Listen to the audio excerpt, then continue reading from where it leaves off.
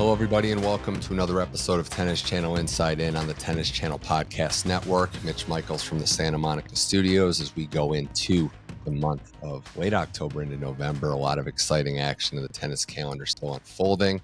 Got a special guest on this week's show, a premier tennis journalist, previously at the New York Times, now spearheading some excellent coverage at The Athletic. He's written a couple books as well. First time joining the show, big fan of his, Matt Futterman. Matt, welcome to the show. Excited to talk a little tennis with you. Thanks so much for having me on. I appreciate it. It's a real honor to be here. A big fan of your podcast. I appreciate that a ton, Matt, and the feeling is mutual as we gear into the tennis calendar and the discussions of your coverage this year and in previous years.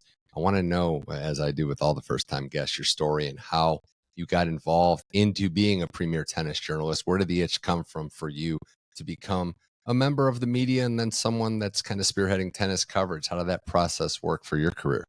Well, originally, I mean, you have to go back to when I was a kid. I'm sort of a child of the tennis boom in the 1970s, growing up in the suburbs of New York City in Larchmont, New York. And, I became a tennis head because of all the usual characters of Borg, McEnroe, Connors, Gerulaitis, Everett, Austin, Navratilova. But I do think it sort of it sort of is somewhat overlooked about how much that area felt at that moment like you were sort of at the center of the tennis universe. I mean, people think Florida and California for obvious reasons because it produces so many good players, and now it's sort of those are the heartbeats of the sport, at least in this country.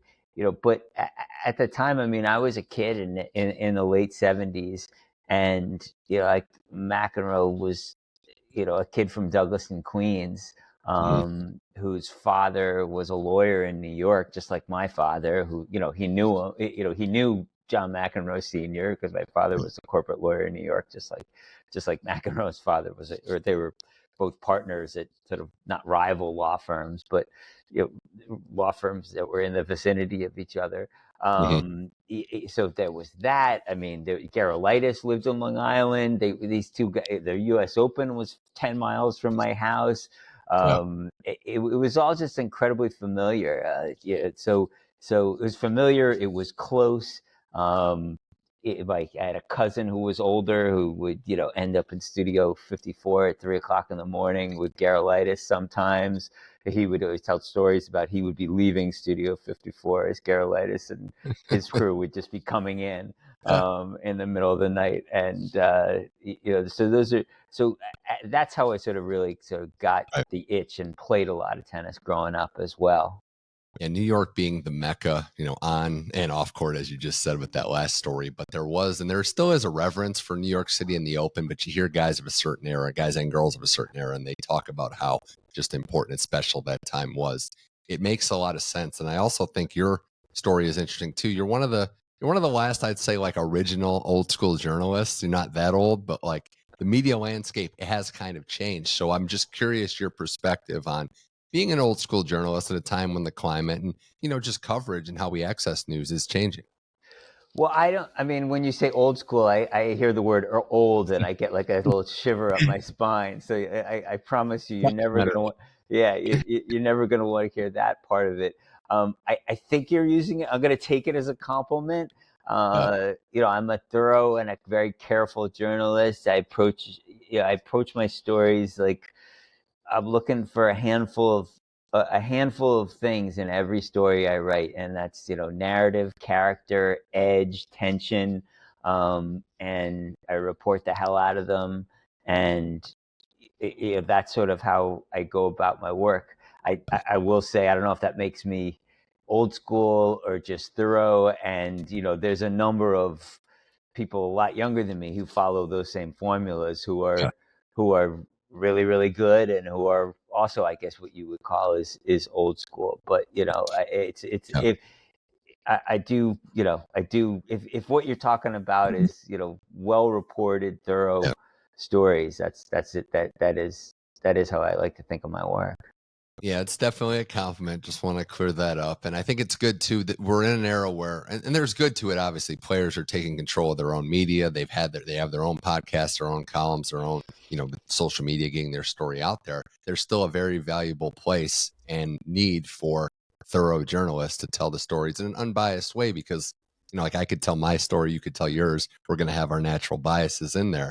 Somebody coming in and doing a thorough job reporting is still necessary. That's kind of what I was wanting to get, and especially with tennis now with so many exciting and fascinating storylines. I will say I've never been a columnist, so that and that sort of vein of journalism, which is great. There are a lot of columnists I love and I respect, because they're so good at saying their point of view, has never come that naturally to me. I mean, what my new editor at The Athletic was sort of telling me, he was giving me notes on one of my earlier stories, and he said, can you give me a couple graphs here on what you think of this? That's important to me.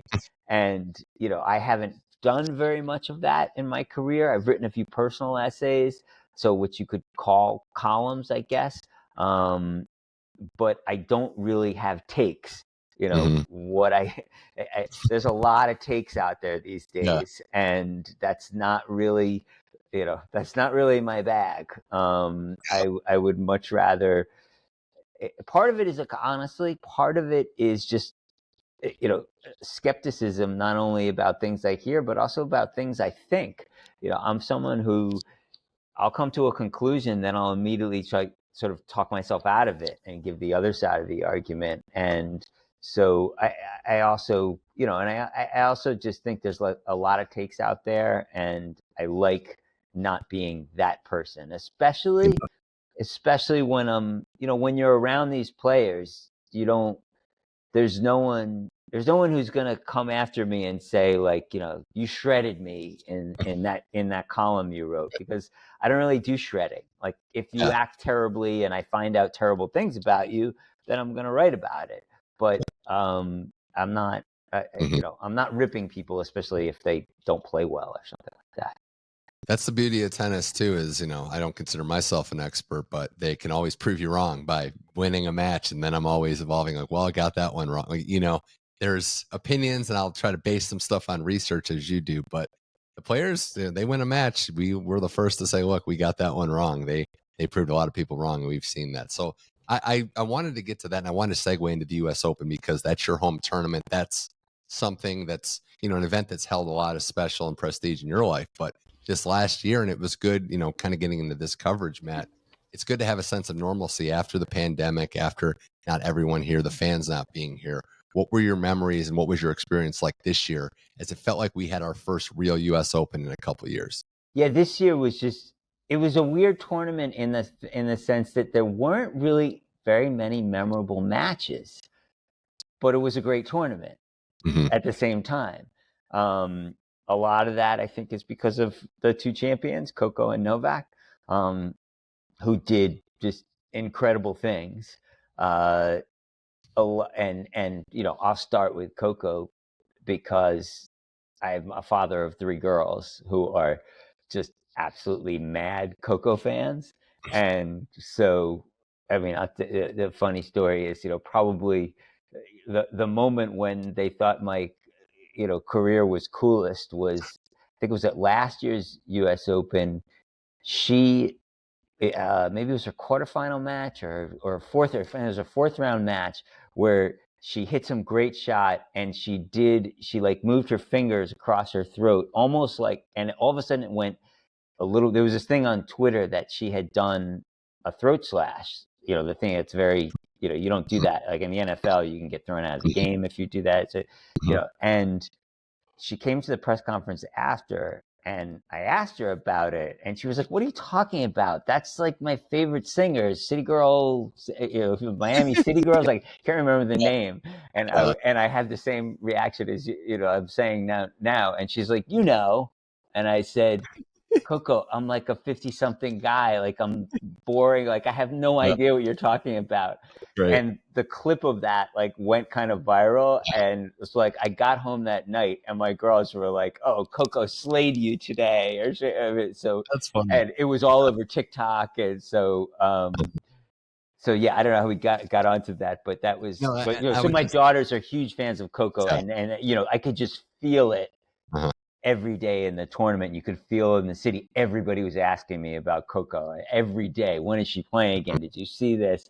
And she just like captivated that tournament in a way that sometimes players do. And then, Novak was just Novak, and doing Novak things, Yeah. from first ball to the last one. Yeah, the Coco story I have is not quite like that. We were in like a shoot with her for Tennis Channel and talking about interest, and she mentioned, it was in San Diego. She's like, I got to go to the Comic-Con thing, and I got to meet some of my heroes, my favorite Twitch streamers.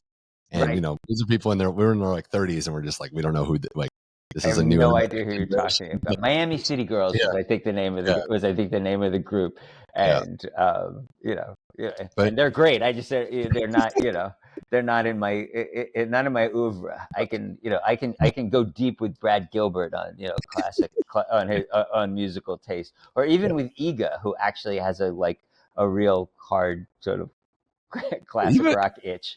Ika Um, still reads books. Like she reads actual books. Like she's an old soul for her age. I mean, she's got some cool old school interests. So Yeah, I yeah, got in a big argument with her about The Great Gatsby because she was like, she said, she told me she didn't like it because it was too short, and I said, Ega, like that's the beauty of The Great Gatsby. It's the perfect. It's 194 pages, and there's like not an extra word in it, but but she was like, yeah, but I need something more. So I mean, God bless her for having great opinions, Coco and has that. reading. Yeah, Coco has that star appeal. She's got that crossover appeal too, where you and I'm sure you've experienced, like I have, the non-tennis fans are reaching out, like, man, I got to see this Coco match, or this is an exciting player, and Yeah, it's a special thing. it's great to see, and it's just kind of, some players have this sort of like magical power of, Hmm. and of, they take you on the journey with them. Hmm. Andy Murray takes you on the journey with him. Bianca Andreescu, like I will always go. I always like am circling her match on a draw sheet because I love watching Bianca because I know like I'm just gonna feel like I'm the co-pilot with her. You just like that's how you sort of feel. I don't know that you know Federer has so many outrageously incredible qualities. I don't know that I ever felt like I was on the journey with him. I felt, I think he sort of felt like he was like on another planet than everybody else. Whereas Rafa, I do think you do Yeah. get sort of put in the seat with him. It's just a different way that people, different thing that people give off on the court and the way they go about their matches.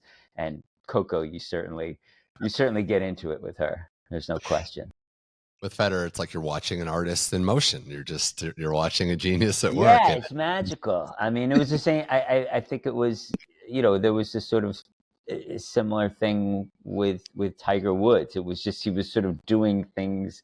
That's the old Jack Nicklaus lines, Mhm. he plays a game, or Arnold Palmer line about, or somebody's line I think about Jack Nicklaus if he plays a game with which I'm not familiar.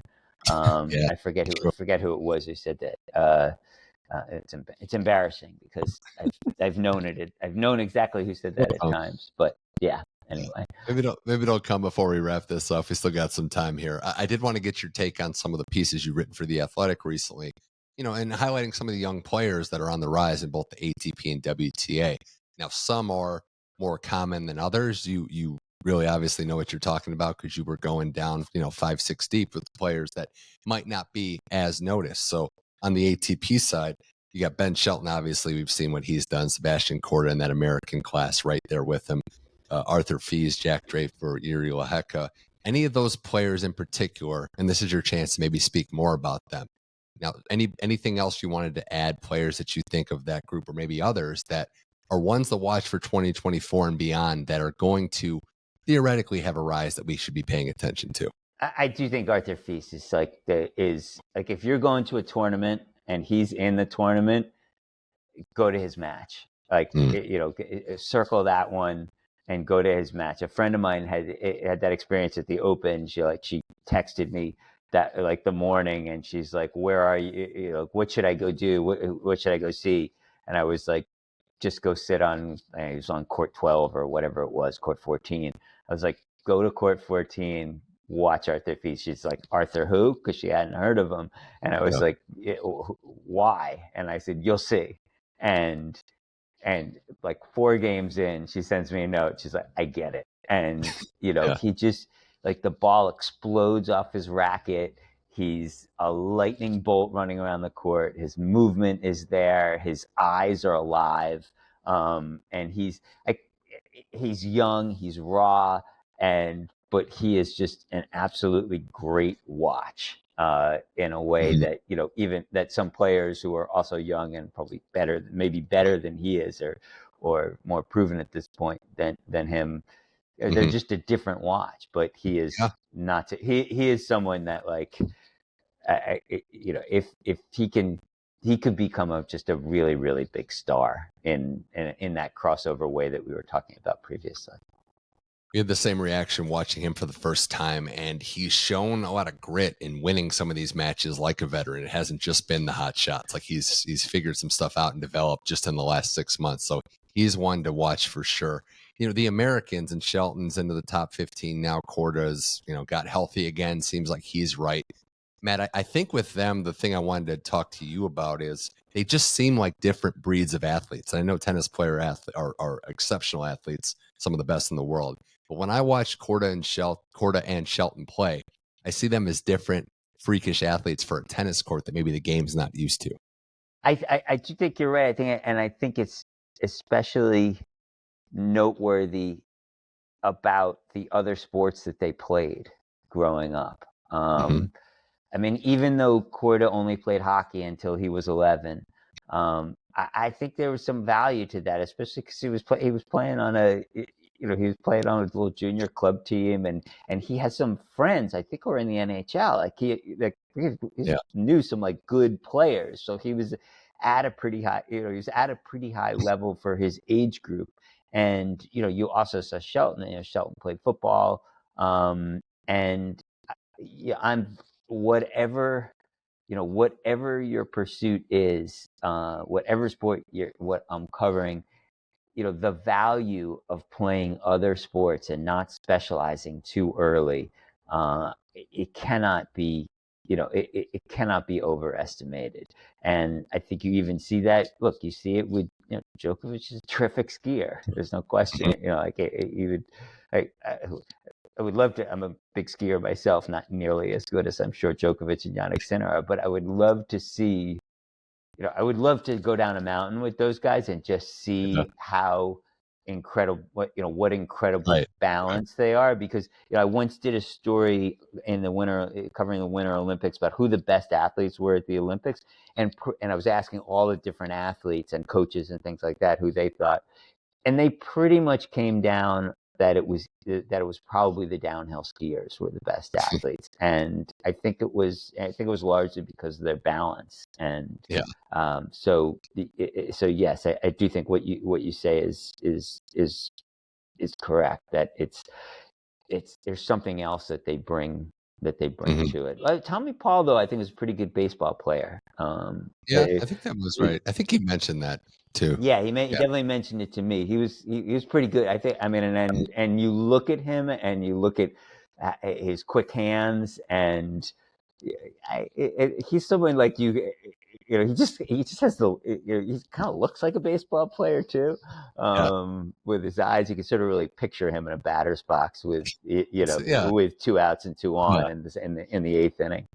Could see him at shortstop, making some dynamic plays at short. I think he's got those quick movements. Right. Yeah, yeah. And you mentioned, I just wanted to say before we move on to the women here, another couple players. One you mentioned, one you didn't, and they're kind of tied together. Ethan Quinn coming up on the pro game, starting his pro journey, and then Alex Mickelson, who was going to follow him to Georgia, but had some pro success and decided to turn pro. So those would be some Americans to kind of look out for. Quinn, you highlighted, though, Matt, in the sense that he's starting his journey. He's tried to strike while the iron's hot. There's no right time to turn pro, so it always is a gamble. He decided to take that move now. Yeah, I don't know that I agree with you there in terms of there's no right time to turn Mm, pro.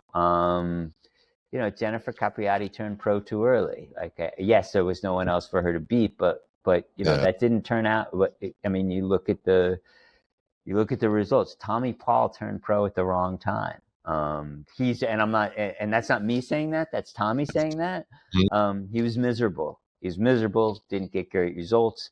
Wasn't ready to be a professional. So, Ethan Quinn turned pro when he did, largely because a couple of points went his way. If he doesn't win that NCAA finals match, and he saved match points in order to get there, it's very unlikely that he actually turned pro. But he won that match. He's going to get a wild card into the U.S. Open. He gets wild cards into other tournaments, and there was a bunch of money in it for him, and he took it. And look, there are certain people Ethan Quinn's age, Arthur Feast being one of them, who don't really look that age, that 19 years old now. Ethan Quinn looks like he's that age. LeBron James did not look like he was 19 years old when he was 19 years old. He had a different sort of body. I worry about any decision that is made on the basis of a tennis point or two or even four going your way. Yeah.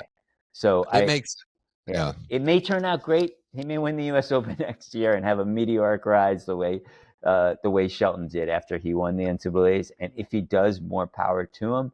But I am keeping my eye on that to see where it goes and if it works out.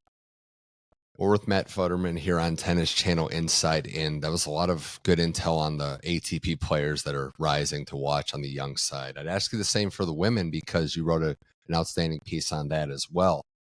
Obviously not going to throw Coco in there because she's already established as a teenager, but Mira Andreeva, the 16-year-old into the top 50, American and NCAA champ Peyton Stearns, Alicia Parks, Qinwen Zhang, who's already knocking on the door of the top 10, and some others. So asking you that same question, who on the women's side should we really be digging deep and looking out for? Well, certainly Andreeva, because she really is 16 and the most sort of unpredictable way. I mean, I give her full, not benefit of the doubt is the wrong phrase, but if I'd been on the Grand Slam tennis court when I was 16 and things weren't going my way, I probably wouldn't have had much composure about it either. So whether it was with Coco and making the mistake or swatting the ball, or with Madison Keys when the racket left her hand, the umpire said she threw a racket and that cost her a point, or whether it slipped out of her hand, we'll debate it forever.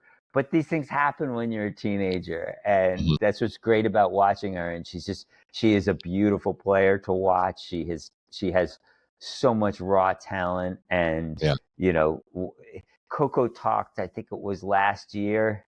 She said her mother had said to her, just be patient. You don't have your grown woman strength yet. You'll know it when you get it.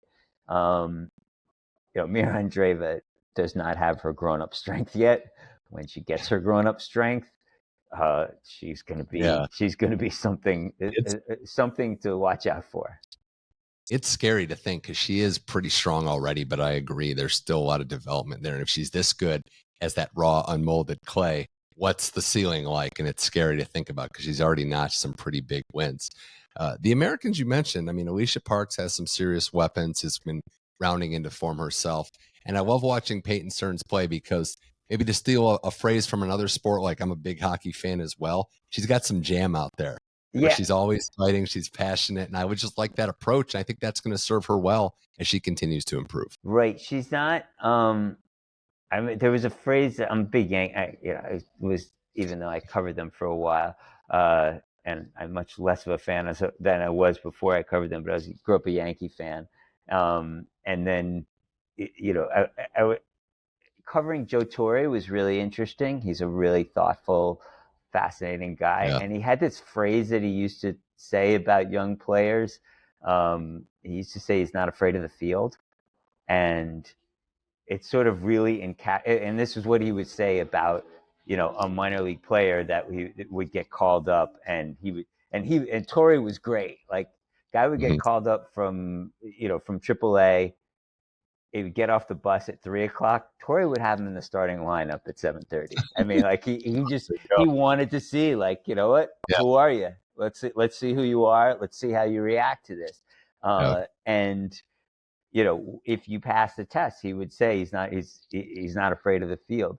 And that's sort of how I feel about Stearns.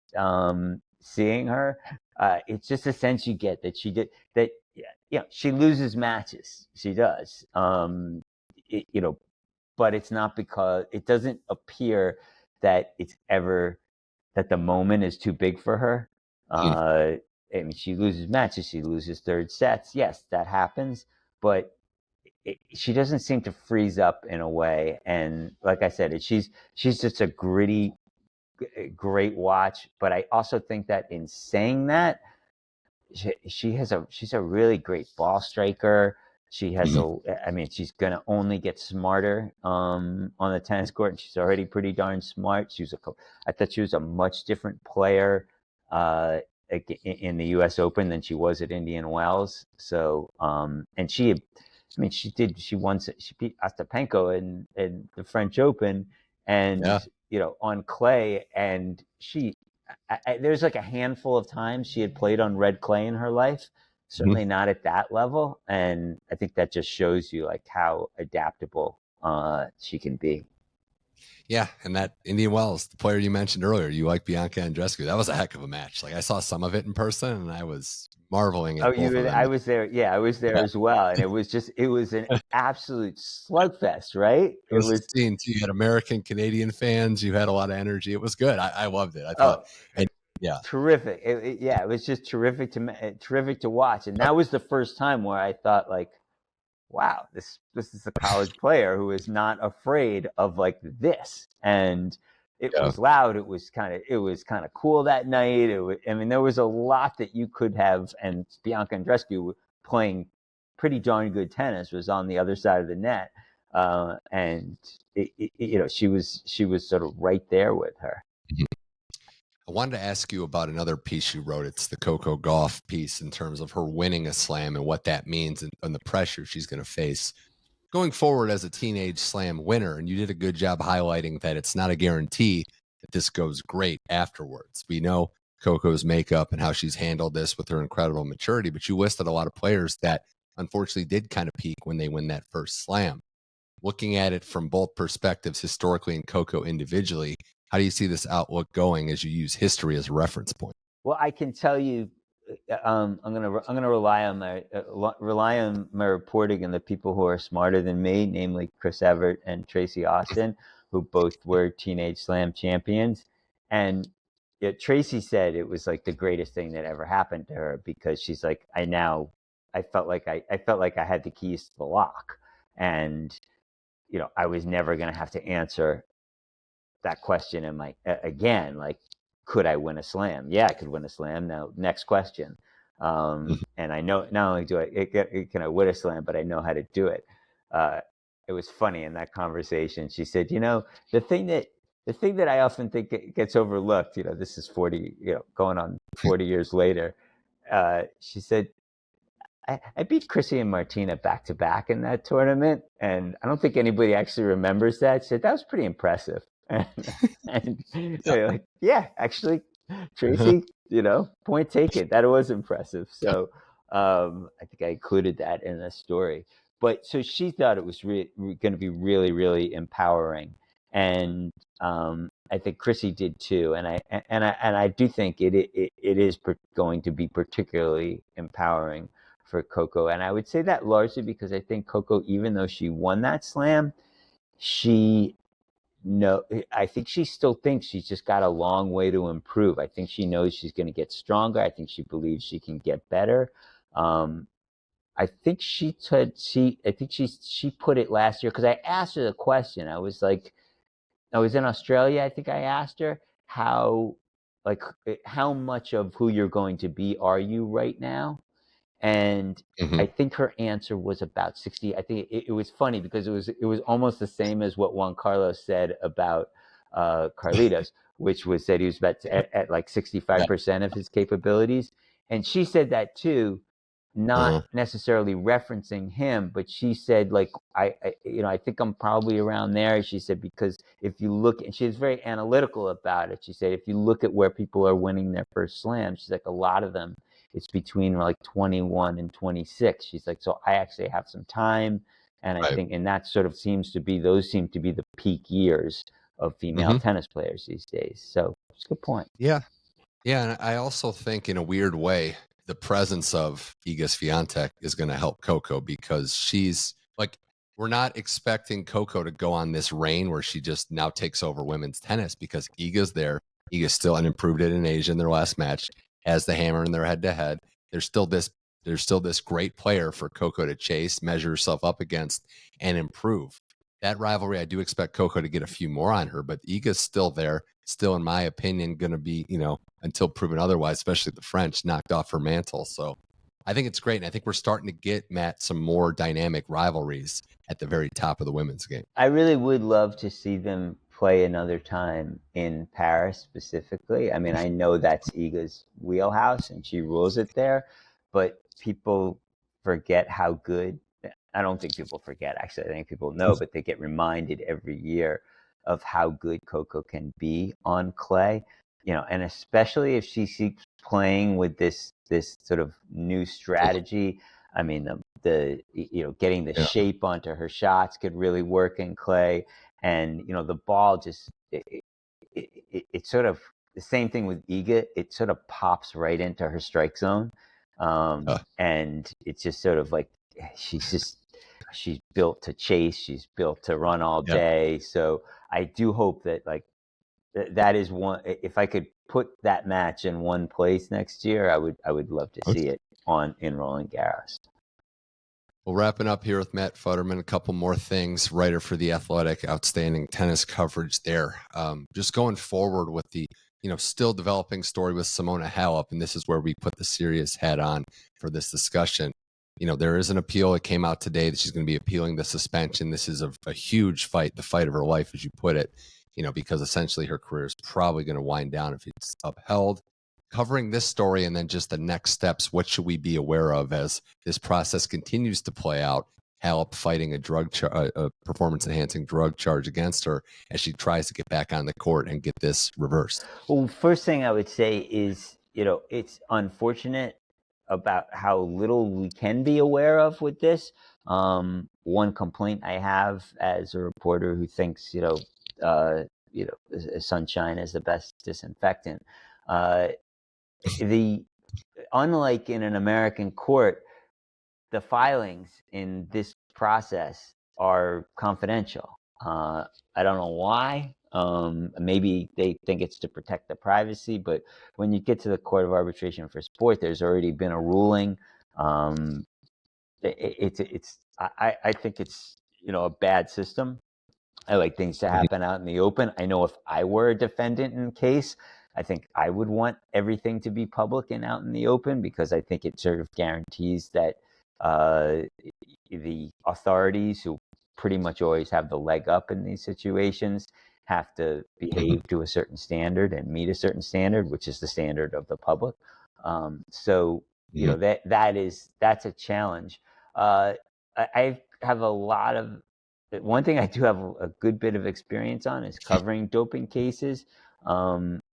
And I think people should just be aware that, this is not your typical doping case. This is not necessarily an open and shut case. That there are a lot of nuances in this one. I mean, look, the Russia Olympic doping scandal, like there's no nuance in that case. Like they had a state sponsored doping system for the better part of a decade. They got caught red-handed. There's diagrams of a building that they rearranged in Sochi, and it was just so strange, because I was in Sochi at that Olympics, and they were winning all these medals, and we were looking at each other, like the reporters were looking at each other, like this isn't real. Like this is like we knew they were cheating. They had won 2 gold medals 4 years ago, and all of a sudden they had won 20 or whatever it was. It was ridiculous. You can't do that. So but that's like a very black and white case. I mean, like Lance Armstrong, there were bags of blood in the refrigerator, like that his teammates were all testifying to. This deals with her levels of her blood. It's a numerical algorithm. Their actual levels were actually within readings that were previously done. So there's an argument on the science about that. There's an argument on the trace amounts of roxadustat that were found in her supplement, whether that's enough to get to the levels that were found in her urine, but those levels in her urine were estimated levels. They're not. There are places here where this is a real case. This is not what Putin would call Western conspiracy. I want her to have a fair trial. It's, again, from the outside, you don't know what to believe. You just want to give everyone the benefit of the doubt and let this play out. But there's a lot at stake here, which is why this is such an important process. So I'm like you in the sense that I want to clean up the sport as much as possible. But we want to make sure we get this right. That's all I'm saying. I was a fan of Simona Halep, and we'll see where this goes. But right, look, I don't. You don't want cheaters in the sport, but you do want a fair process. We all we believe in a system of due process. It's just what we were raised with. Everybody deserves it. I mean, like very basic things. Every defendant deserves a lawyer. Like we know that these are sort of basic stuff. To be in favor of a fair process is not to be supportive of doping, but it's you want it. And like I said, I do think that like the more openness there could be in processes like this, I think that could really improve the sport a great deal. 1 year she hasn't played. See if she is able to come on the court soon. Matt Futterman, this has been a blast. Last thing, what do we have to look forward to from your coverage on The Athletic as we gear into 2024 with some big storylines and big matches already coming down the pike? Yeah, well, we'll certainly be at all the big tournaments. Certainly be in Australia. I'll be in Torino next month. I'm not in Cancun next week. Actually running the New York Marathon on the same day as the final. That and the scheduling didn't line up with some other things, but I am covering it. I'll be covering that, the WTA finals, remotely. I was just working on a preview story, talking to David Witt, talking to Brad Gilbert earlier. But yeah, we'll be at all the big tournaments and have very intense coverage, and really all the coverage that readers got used to seeing in the New York Times has just shifted over to The Athletic. Awesome. Well, and I just want to say David Witt, one of my favorite coaches, just one of the best to talk to. He's great. Yeah, he keeps his cool. Is that guy ever lose his temper? Or ever get ruffled? It's amazing how calm and cool he is. Even after you run into him after like the most intense 3-set match, and he'll say something like, "Yeah, pretty fun out there." And Matt, you mentioned it. I was going to you spoiled the surprise. I was going to mention on the way out, any advice for marathon runners as an avid marathon runner yourself, or people that are thinking about it, what the value you can get out of running an actual marathon well, is? in terms of advice, is start slowly and slow down from there. Is the best advice you can give. And but in terms of what the main lesson is obvious, which is you can only run. There's only one way to run a marathon, which is one step at a time. You have to run the mile you're in and focus on that, and you can't be worried about mile 24 and mile 4 because you have to get to mile 24. And I think that's sort of a pretty good metaphor for how you have to go about life. You have to sort of go through each step. That's very impressive stuff, what you've been able to do as a marathon runner, and good advice there at the end. Matt Futterman, you can check him out on The Athletic, covering tennis at all the big events. Thanks so much for coming on Tennis Channel Inside In. As I mentioned, big fan of yours, so we'll have to do this again sometime in the near future. But thanks for coming on the show. Oh, thanks so much for having me. Keep up the great work. Like I said, big fan of it, and I'll be listening.